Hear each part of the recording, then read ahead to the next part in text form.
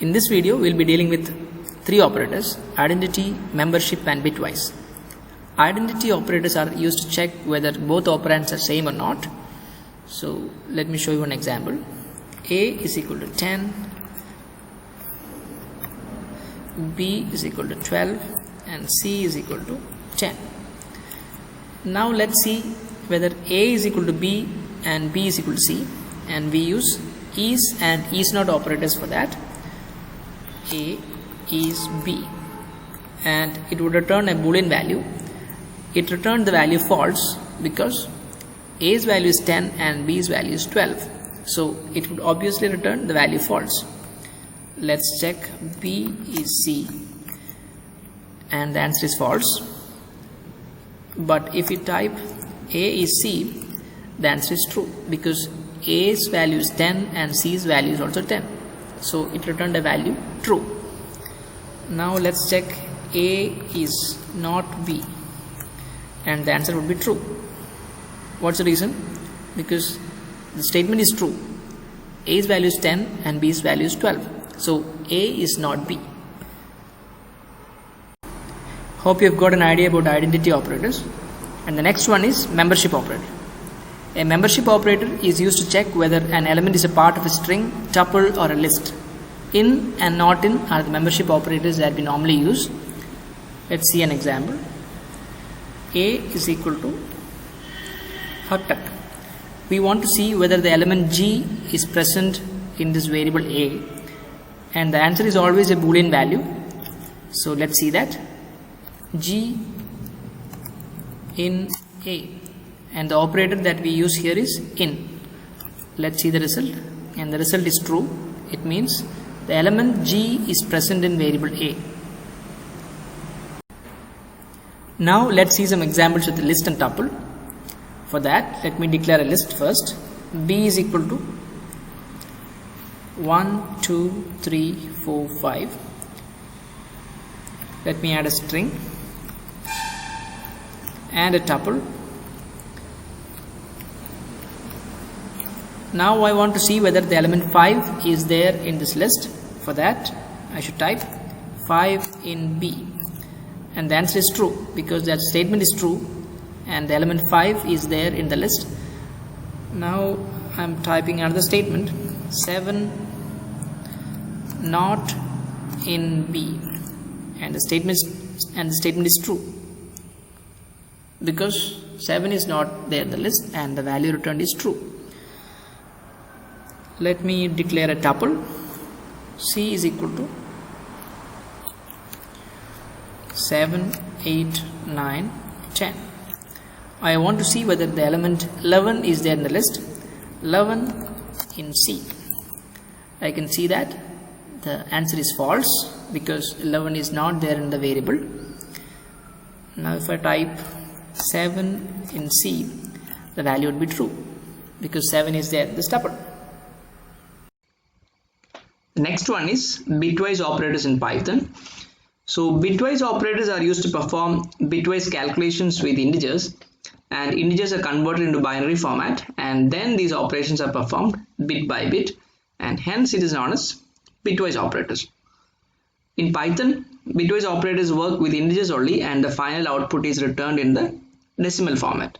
So it's also known as binary operators. So let's move to an example. So before moving to an example, we need to understand what are bit positions. You can see two kinds of values over here. At the bottom part, you can see the bit positions, and at the topmost part, you can see the values associated with these positions. And the values are 1, 2, 4, 8, 16, 32, 64, and 128. And the positions are 0, 1, 2, 3, 4, 5, 6, 7. So 2 raised to 0 is 1. 2 raised to 1 is 2, 2 raised to 2 is 4, and so on, and the final value is 128. So that is 2 raised to 7, and you should read like that. Now let's move to the example. In this example, I am dividing the number 10 by 2, and you can see the quotient and remainder part. You can see that in both these columns, and get the integer quotient for the next iteration. So I am dividing 5 by 2 in the next step, and you can see the quotient and remainder of that too. In the final step, you can see the answer or the binary equivalent of this decimal number, that is 1010. You should always remember that you should read it from the bottom to top. Okay. Now let's perform these bitwise operations in Jupyter Notebook. For that, let me show you an example. X is equal to 10, y is equal to 7. Now the answer of x and y is 2. Now we need to understand how did we get this. In this example, we have shown you that x is equal to 10 and y is equal to 7. So the binary equivalent of 10 is 1010. We had already seen that. And the binary equivalent of 7 is 0111.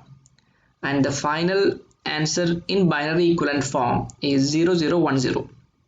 For this, we need to understand the truth table. In truth table, if the operation is AND, it means if both the values are 1, the final output is 1, and if either one of the values is 0 or 1, the final output is 0.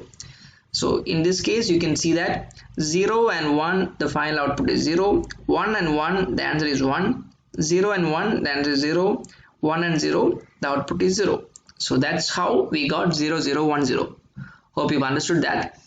So now we need to convert this binary equivalent to the decimal format, because our output is in decimal format, that is 2. So for that, you need to read it from the right. To analyze the answer, you need to read it from the right.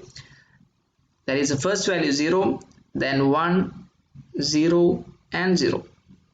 Okay, so the value in the first place is 2 raised to 0 into 1. That is this value at the rightmost place. 2 raised to 0 into 1 is equal to 0. Second value is 2 raised to 1 into 1, that is 2. 2 raised to 2 into 0 is equal to 0. And 2 raised to 3 into 0 is equal to 0. And thus we got the value 2. Hope you've understood the concept. Hope you've got an idea about bitwise AND. And the next one is bitwise OR. So in this case, we will use the same example.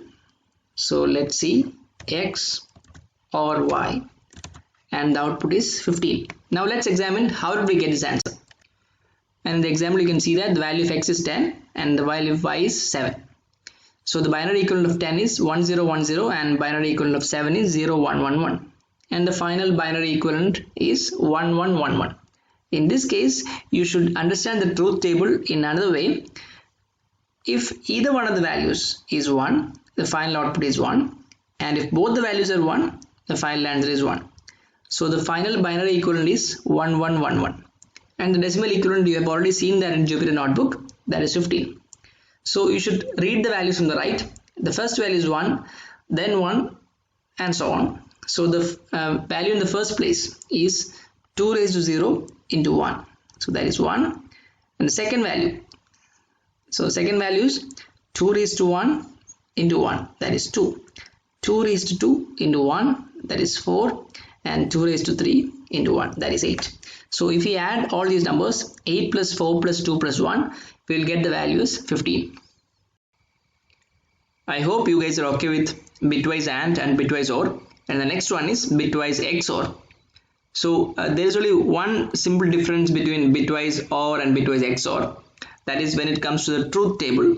So the value returned would be 1 if one of the bits is 0 and the other one is 1. And if both the bits are 0 or 1, then it returns a value 0. So now let's go to the example. I'm considering the same variables x and y. So x XOR y, and the value returned is 13. Now let's examine how did we get this value. In this case, the value of x is 10 and the value of y is 7, and the binary equivalents, you know that already, and the final output is 1101.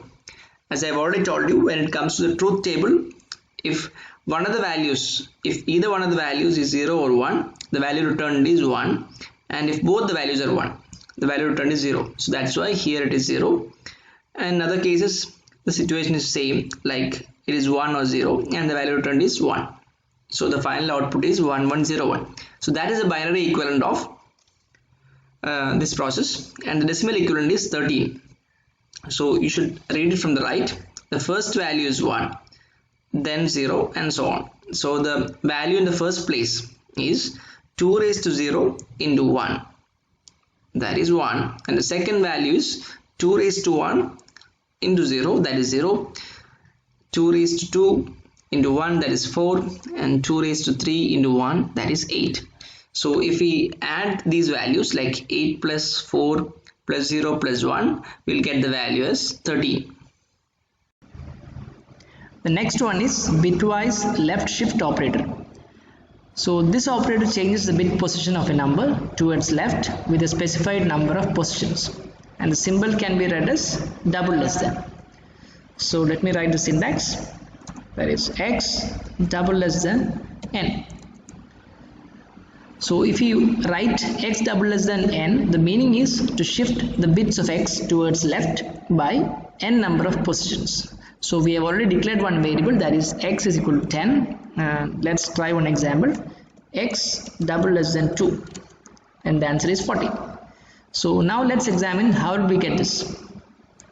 We have already seen the binary equivalent of 10, that is 1010, and as we have 8 bit positions, we need to represent the values in 8 positions. So the value is 00001010. In this way, these 8 positions are filled. So now we apply bitwise left shift operator, that is x double less than 2. So shifting the value of x towards 2 positions to the left will make 2 bits at the leftmost to be lost, and 2 zeros will be added in the vacant spaces at the right hand side. Now x double less than 2 will be 00101000, and that is 40. So that's how we got the value as 40. The next one is bitwise right shift operator. So if you have understood bitwise left shift operator very well, this one will be quite easy, and this is just the opposite of bitwise left shift. In bitwise left shift, we have shifted 2 places to the left, and in right shift we are shifting 2 places to the right. So let's try one example, x double greater than 2, and the answer is 2. I hope you guys have understood these concepts well till now. And the last one is bitwise not. Bitwise not returns one's complement of the number mentioned, and we have already mentioned one number over here, that is x is equal to 10, and for finding the complement of that value we need to type tilde x, and the answer is negative 11. So we are done with membership, identity and bitwise operators. I hope you guys have understood all the concepts very well. So practice these concepts before moving to the next session, and the next session is about conditional statements. So see you soon. Thank you.